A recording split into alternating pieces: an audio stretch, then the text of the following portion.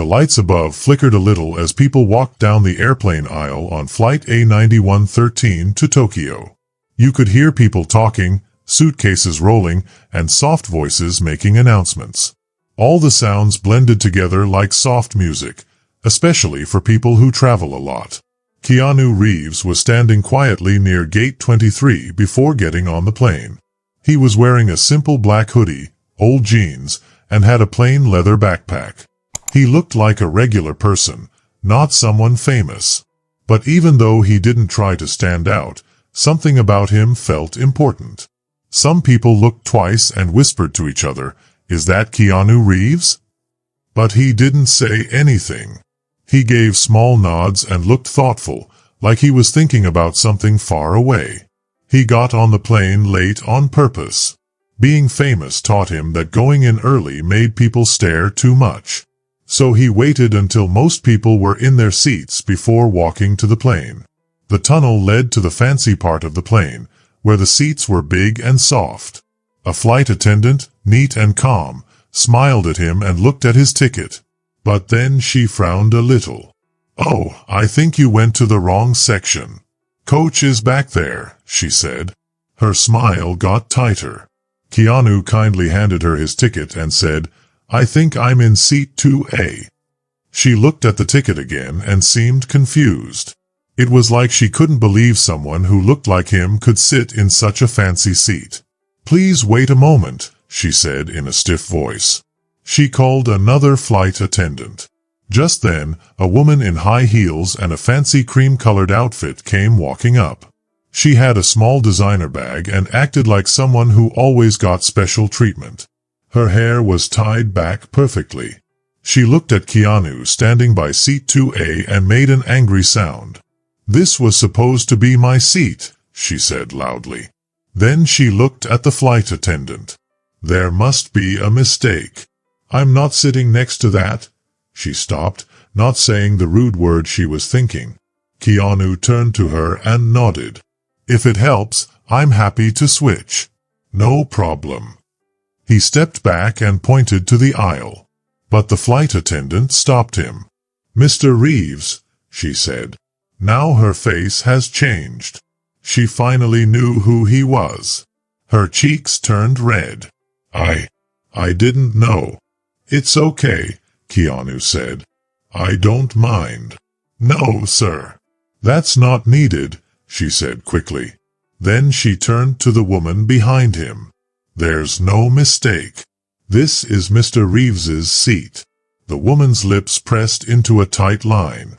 "Well, I'll be calling your airline. This is ridiculous." She stomped away, leaving behind the strong smell of fancy perfume and anger. Keanu gave a small, shy smile and sat down quietly. No big reaction.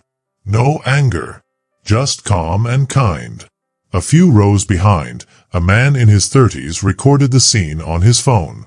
Not to make fun of it, but because he admired how Keanu acted. He posted the video online with the words, "Keanu Reeves gets mistaken for an economy passenger, handles it like a true gentleman." By the time the plane landed in Tokyo, the video had over 2 million views. But this story wasn't really about the video. No one knew, not even Keanu, that the woman who almost took his seat wasn't just being mean. She was Sophia Chen. And she owned the whole airline. Flashback to 15 years earlier. In 2009, Sophia lived in a small apartment in Hong Kong with her dad and little brother. She worked at a noodle shop at night and studied airplanes during the day. She barely slept. Her mom had died when Sophia was 16. Her dad used to fix planes but got hurt in an accident and couldn't work anymore. Sophia had always wanted to fly. But dreams don't pay bills, so she worked hard. She started her own business called Phoenix Air Logistics, a cargo plane company. It began with one old plane and one delivery route. But her business grew fast because Sophia was smart, fair, and cared about people. By 2025, she also started a new airline for passengers called Altus Air. It was fancy but kind. She made sure everything, seats, food, workers, felt good and respectful. But making a big company made Sophia change. She became serious. She didn't accept mistakes. She forgot how to be soft sometimes. So when she got on the plane after a long, hard meeting and saw Keanu in her seat, she didn't see a person. She just saw a problem.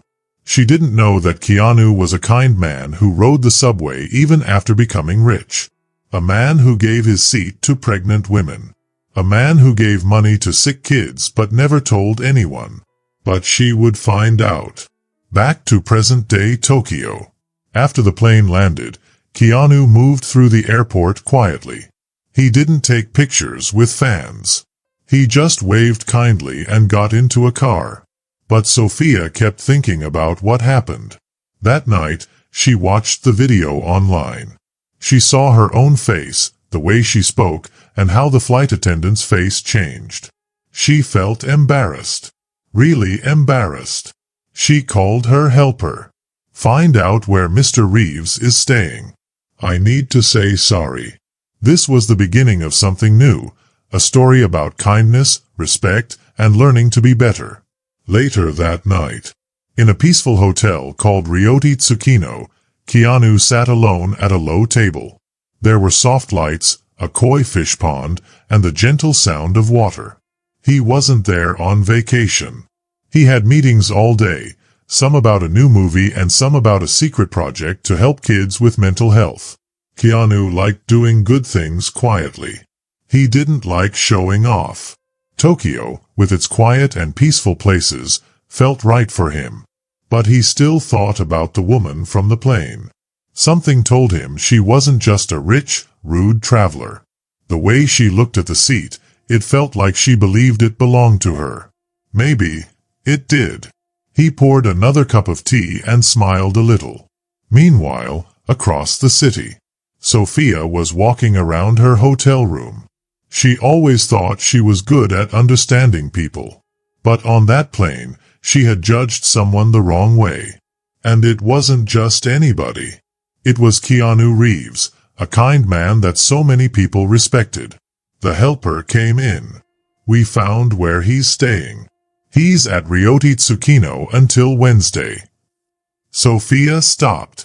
She hated saying sorry. But this wasn't about looking good. This was personal.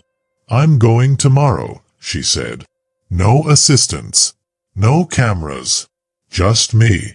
The next morning, Keanu had just finished a simple breakfast when the hostess told him someone wanted to talk. Sophia Chen. He smiled. He knew. He asked them to bring her to the garden room. Sophia came in wearing simple clothes. No fancy purse. No sparkly things. Just a woman, ready to say sorry. Keanu stood up and gave her a small bow. She bowed back, her eyes looking down. Mr. Reeves, she began. Thank you for seeing me. I'm sorry. You don't have to call me Mr. Reeves, he said. Keanu is fine. And really, it's okay. But it's not, she said. That flight, I wasn't just a passenger. I'm the CEO of Altair. Keanu nodded. I figured. The way you looked at the seat, not at me, like it was special to you. She smiled a little. That obvious, huh? Not to everyone, he said. But I've seen a lot. You didn't look rude. You looked tired. Sophia sighed. I was. And that doesn't excuse how I acted. But maybe it explains why I forgot who I was. She looked at him and said, I built Altair to be a better way to fly. Kind, thoughtful. My mom used to say the most important part of travel is how people are treated. I forgot that it applies to me too. Keanu nodded. It's hard to follow your own rules when your name is on everything. They both laughed softly. Let me make it up to you, Sophia said. Not for the news. Just because it's the right thing. Come visit our Tokyo hangar. Meet the team. Tell us what you think. Keanu thought for a second. I'm not a plane expert. You're an expert in being kind, she said. That's rare. Keanu gave a real smile. Not a fake one. A real one. I'll come, he said. One condition. What is it? Let me bring some of the people from my children's foundation. Some have never seen a plane up close. Sophia blinked, then nodded. Deal. That was the start of something new. A friendship built on respect and kindness. But soon, their pasts would bring a challenge neither saw coming. The past always finds a way back. Tokyo, next day. The sky was blue and clear. Near the airport, Altair's private hangar looked like shiny metal wings. Inside, workers were moving quickly but carefully around a big airplane. The smell of machines, fuel, and new ideas filled the air. Keanu arrived in a black van with 6 guests, 4 helpers from his foundation and 2 kids who used to be in the program and now worked as interns. Their eyes got big when the airplane doors opened. Everything inside looked like a spaceship. Sophia was already there, wearing a gray flight jumpsuit with the company logo. She looked like a worker, not a boss. That was on purpose. She wanted to be part of the team again. She greeted everyone kindly, shaking hands and bowing. When her eyes met Keanu's, they shared a quiet smile. No words needed. The tour began. Keanu listened closely. He asked smart questions, not just about machines, but about people. How were they trained? Were they treated kindly? Were they safe? He didn't pretend to know everything, but he really cared. Sophia noticed that. She admired it. After 2 hours, they all sat in a meeting room with snacks. Keanu introduced Jai and Emily, the 2 interns. They were shy at first, but Sophia asked gentle questions. Jai talked about how he wanted to be an airplane engineer, but never thought he'd see a real jet. Emily shared how airplanes used to scare her, a reminder of leaving home, until Keanu's group helped her feel safe again. That moment, small but powerful, was just the beginning. When Sophia's eyes got shiny, she looked out at the big flat road where planes take off. She remembered the first time her mom brought her to Kaitiak Airport when she was a little girl. The airport is closed now, but back then, she pressed her face to the big window and stared at the giant planes flying into the sky. She whispered, "One day, I'll be part of that world." It was a special promise from a child's heart. And now, many years later, that promise came true. She wasn't just part of the airplane world, she was helping to change it. After the meeting ended, everyone went off to look at different parts of the big airplane building. Sophia and Keanu were left alone, standing on a balcony. They could see down into the room below, where engineers were fixing planes. The workers moved smoothly and talked quietly through their headphones. "You know," Sophia said after a while, sounding thoughtful, "when I first started Altus, her airplane company, I used to come out here late at night. I would stand right here and watch the workers finish their jobs.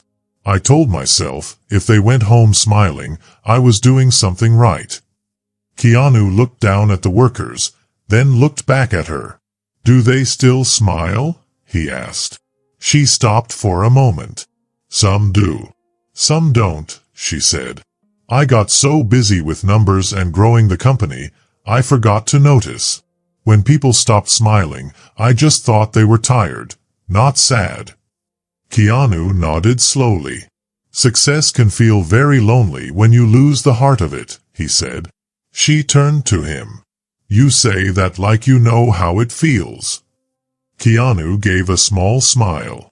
"You've seen the news, the movies," he said. "But you don't see the days I sit alone, wondering why I do it. Like when my sister got sick. Or when I lost friends. Or when I sat in a hotel after making a billion-dollar movie and felt nothing. That's when I realized success doesn't matter much unless it helps someone. Unless it means something bigger." Sophia looked at him, not like a famous actor, but like a mirror, someone who had the same quiet sadness deep inside. She had grown famous fast, winning awards, giving interviews, even making her company go public. But deep down, she had a feeling she never talked about. She wasn't happy. "Do you ever think about quitting?" she asked. "I have," Keanu said. "More than once. But then I remember the people who feel broken, who need to know it's okay to try again. That's why I keep going, even when it's hard." Just then, Sophia's watch made a soft sound. A worker needed her in one of the labs. She said goodbye, but before she left, she turned to him and said, "Thank you. Not just for coming. For listening." Keanu stayed on the balcony a little longer. He looked up at the sky. He thought about his mom pointing out stars when they were poor and didn't have a real home. He thought about all the people he had met, and all the ones he had lost. And he realized something. Healing doesn't always happen in big moments. Sometimes it happens in quiet talks between two people who are just trying their best. But somewhere else in the airplane building, another person was having a different kind of talk. Damien Blackwell, the vice president of Altus, was watching a security screen. He had noticed how close Sophia was getting with Keanu and how much time she had spent preparing for his visit. Damien had his own secret plan, to join Altus with another airline company to make more money. But that plan would change everything and hurt the things Sophia believed in. For months, Sophia had stopped caring about dreams and started focusing only on numbers. That helped Damien. But now she seemed to be dreaming again, and that made him worried. And when someone like Damien starts to worry, bad things can happen. As the sun went down and the sky turned gold over Tokyo, everything looked peaceful for Sophia and Keanu. They had a new friendship, a shared dream, and a new purpose. But trouble was coming. Not all planes take off smoothly. Some have trouble before they even leave the ground. And this journey was just beginning. 3 days have passed since Keanu visited Altus. In that short time, something special had started between him and Sophia. Not love, but something deep, two people who understood sadness and still kept going. They had shared more in those moments on the balcony than many people share in years. Their connection wasn't built on fame or business, it was built on something rare, realness. They were starting to trust each other. Sophia felt different in the days after. She slowed down. She actually listened to her team, not just their numbers. She laughed during lunch breaks and even reread the old papers she wrote when Altus was just a dream. Something inside her was waking up again. And that made her a little scared. Because when you feel things deeply, you become open, and being open can be risky, especially in business. Damien noticed this change too. He had always kept some space between him and Sophia, even though he thought she was very smart. He liked her brilliance, but also felt jealous. Damien believed in the old way of doing business. Loyalty only mattered if it made money, and success was about growing big. The original dream of Altus, respecting passengers, treating staff kindly, making flying feel human, meant nothing to him. He had been waiting for Sophia to stop dreaming. And now, when he saw her heart coming back, he made his move. In a private meeting, Damien showed the board a plan to join Altus with a huge budget airline. The plan looked good on paper. More flights, cheaper costs, more money. But there was a big price. Less comfort for passengers. Worse treatment for staff. And canceling all the kindness programs Altus had started. Some board members weren't sure. But Damien was clever. He said, "Sophia is too close to Keanu. She's not thinking clearly. We can't run this company with emotions." The next morning, Sophia sat in her office with her favorite iced matcha when she got a call. It was Emiko, one of her team members. Her voice was serious. "Sophia, you need to see this. A big leak is spreading." Sophia opened the file Emiko sent her. It showed secret documents and screenshots of Damien's merger plan. One headline said, Altus Air to join Mega Airline in cost-cutting move. Her stomach hurt. She hadn't said yes to any of this. She hadn't even been told. She stood up and looked out the window of her top-floor office. Everything she had built was being taken apart behind her back. She picked up her phone and called Keanu. "I'm sorry to bother you," she said quietly, "but I need someone I can talk to. Off the record. Do you have time?" Keanu had just finished helping at a school in Tokyo. He answered right away. "Of course," he said. They met at a quiet garden cafe, a place Sophia had visited long ago with her father. It was peaceful, with trees, soft sounds of water, and a feeling like time had stopped.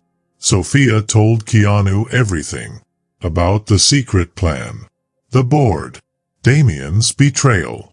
She didn't cry, but her words were heavy, like someone standing at the edge, not sure if they'd fall or fly. "I don't know what to do," she said, staring at a small stone lantern across the pond. "If I fight this, I might lose the company. But if I don't, I lose everything it stands for." Keanu was quiet for a moment. Then he said, "When I made the Matrix movie, everything almost fell apart. The studio didn't get it. They wanted to make it simpler. But the directors didn't give up. They fought for the story. And in the end, the world understood." Sophia looked curious. "And you? What did you do?" "I stayed," he said, "because they stood for something." Then he leaned closer. "What you built isn't just a business. It's a message. And to protect it, you might have to risk losing it."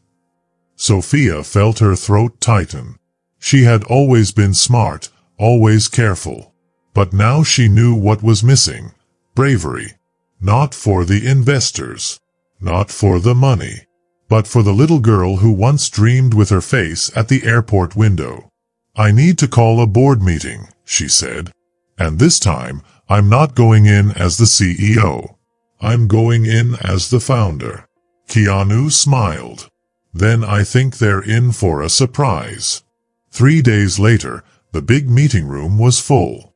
Everyone was there. Executives, board members, consultants, and Damien in his sharp blue suit. The vote for the merger was about to begin. Then Sophia walked in. She wasn't wearing a fancy dress. She wore a simple jacket with the Altus logo on it and a name badge that said Crew, Chen, A. She didn't stand at the head of the table. She stood beside the screen showing the company's original mission, the dream she wrote in her notebook years ago. "Before you vote," she said, "I want to remind you what Altus was made for. It wasn't meant to be the biggest. It was meant to be the most human.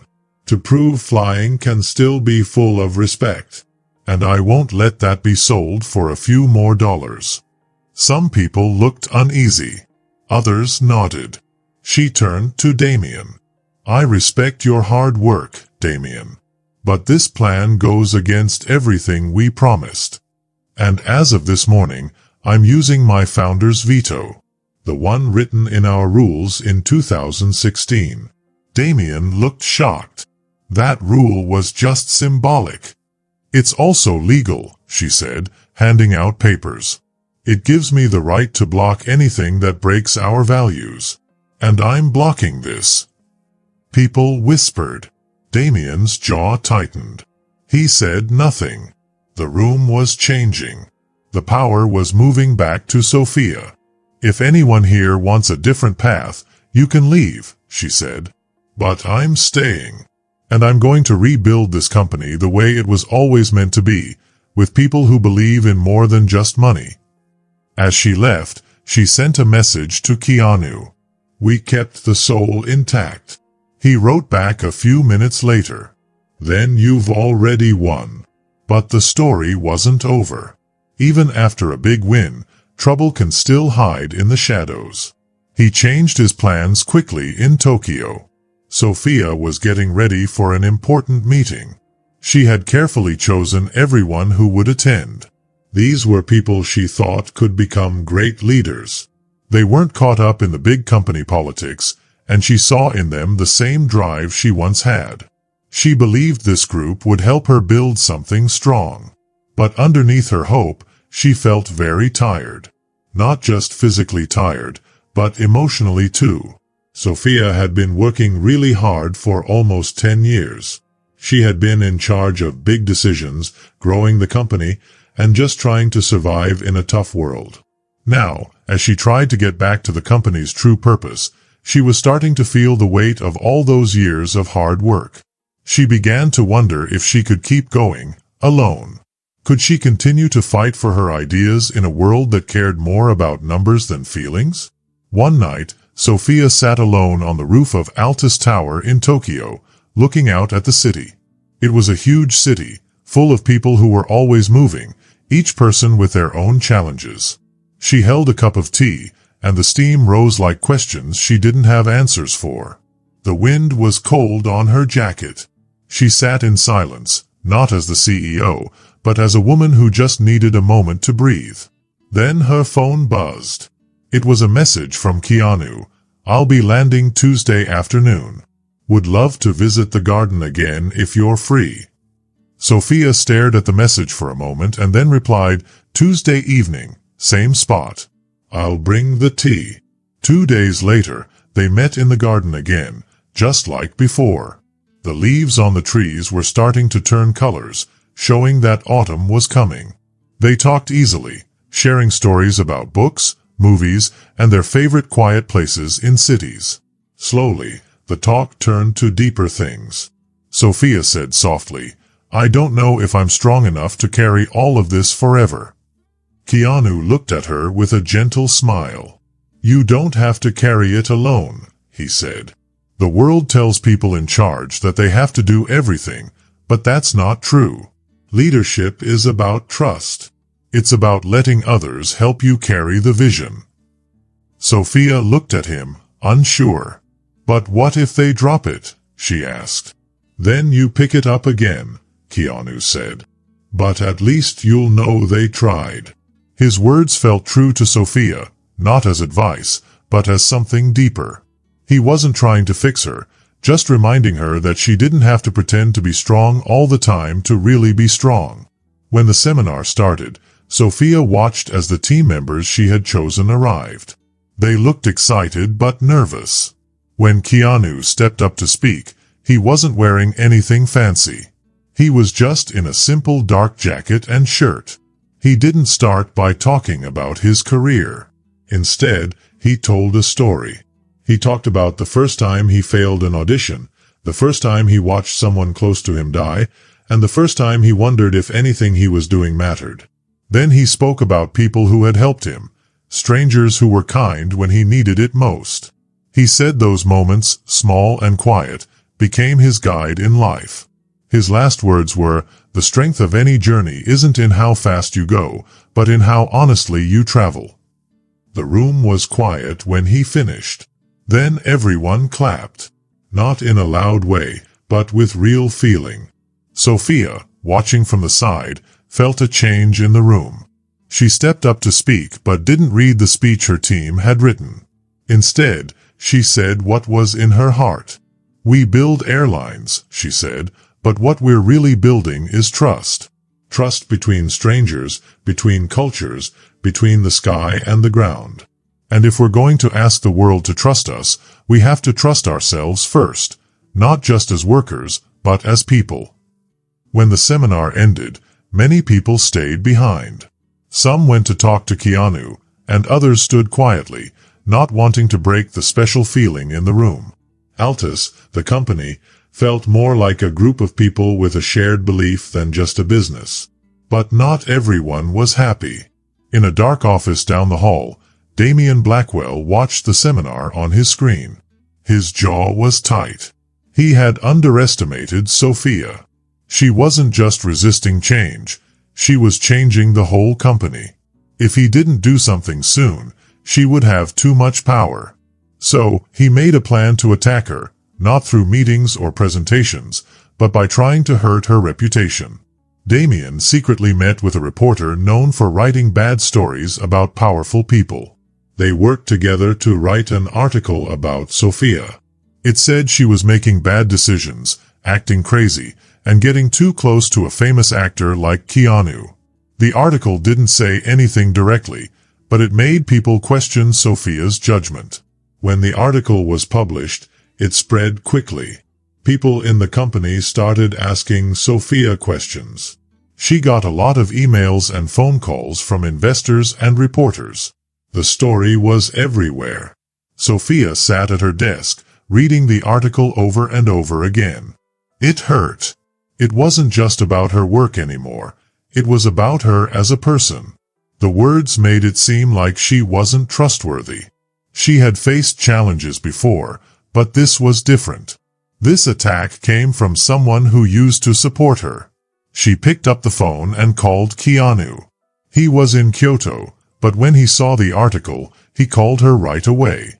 "They're trying to destroy everything you've worked for," he said. "I know," Sophia replied softly. "But we won't let them."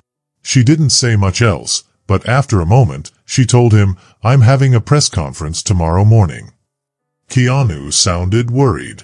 "Sophia, that could go either way." "I know," she said, "but I'm done letting other people control my story." The next morning, Sophia stood in front of cameras in the Skyview Auditorium, with the Tokyo skyline behind her. She wore a simple black suit, her hair pulled back. She didn't have a script or notes. She spoke from the heart. "I've read the article," she said. "But I'm not here to defend myself against every rumor. I've made mistakes, yes, but I won't let anyone change the truth of what we've built together." She paused and looked around the room. "Altus isn't about perfection," she said. "It's about humanity.